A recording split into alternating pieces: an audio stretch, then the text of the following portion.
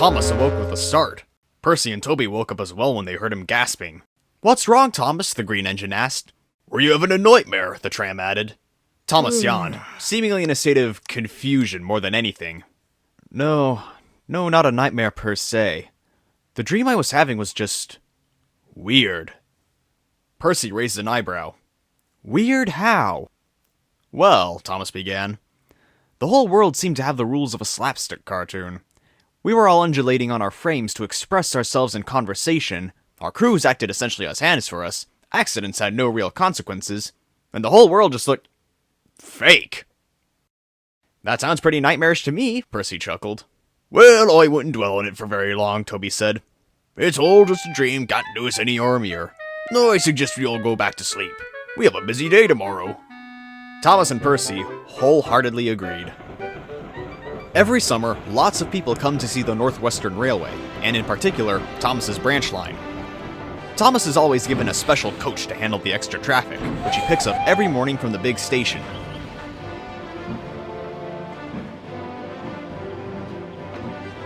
This year, however, there were more visitors to the island than ever before, so the Fat Controller decided that Thomas would be given an additional 2 coaches. Thomas was pleased to have the extra capacity, but neither he nor his crew were used to having more than 3 coaches. They often found that they stopped with one coach not quite at the platform, and on some occasions they had a coach fouling a switch.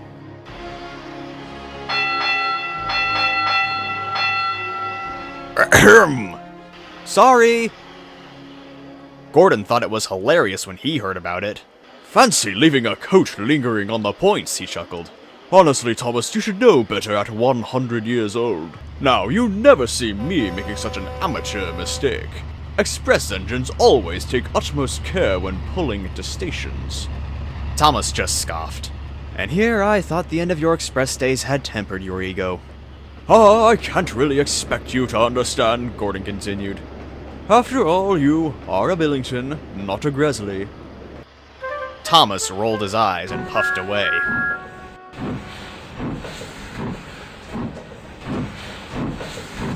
Officially, the Wild Nor'Wester had been retired. Pip and Emma, the high-speed train set, now make a complete round trip from Tidmouth to London every day, and Gordon takes a somewhat slower service that connects with all the branch lines. He doesn't mind it. He found that the more generous timetable allowed him to slow down and appreciate things that he didn't really pay attention to before.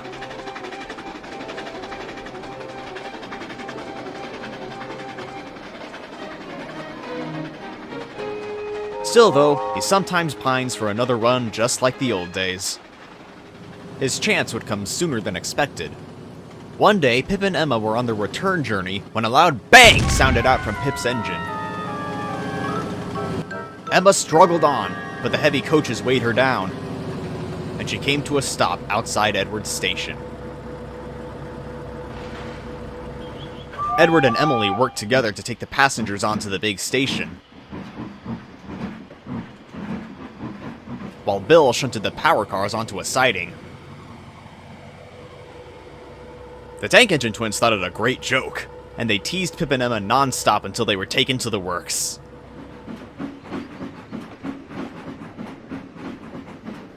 Meanwhile, the Fat Controller was left scrambling to make arrangements for the next few days, until Pip could be repaired. He went to see Gordon in the sheds that evening. "I'm sure you're aware of Pip and Emma's, incident this evening, Gordon." "Certainly, sir," the big engine replied. "It's a shame, especially since we can't exactly compensate for their absence like we could with me." "Which is why I've made alternate arrangements for the next few days," the Fat Controller continued.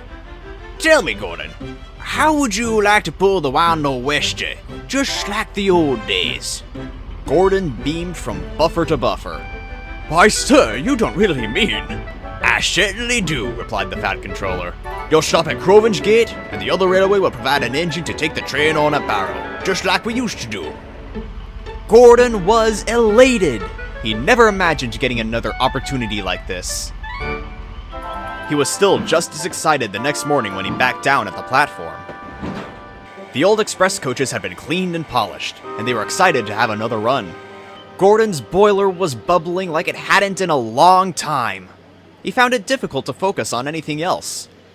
Perhaps if he'd allowed himself to calm down, he would have realized he wasn't coupled to the train yet. A couple of boys were harassing the guard on the platform, and one managed to grab his whistle out of his hand. That's when it happened.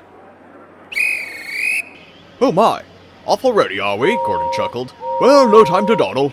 He began to move forward, not realizing that it wasn't actually time to leave. The passengers and station staff waved and shouted, making a great fuss that finally attracted the attention of his driver. "Oi, we've left the coaches behind!" Gordon gasped and ground to a halt. His face went as red as James's boiler. He hoped that no one else had seen his blunder, but while his driver awaited clearance to move backward from the signalman, Henry puffed by laughing hysterically. Once he'd been coupled to the coaches, the rest of the journey went without a hitch. However, news tends to travel quickly on the Northwestern Railway. "Fancy leaving your train behind at the platform," Thomas teased that evening, recalling his own experience. "Honestly, Gordon, you should know better at your age, especially as an esteemed express engine.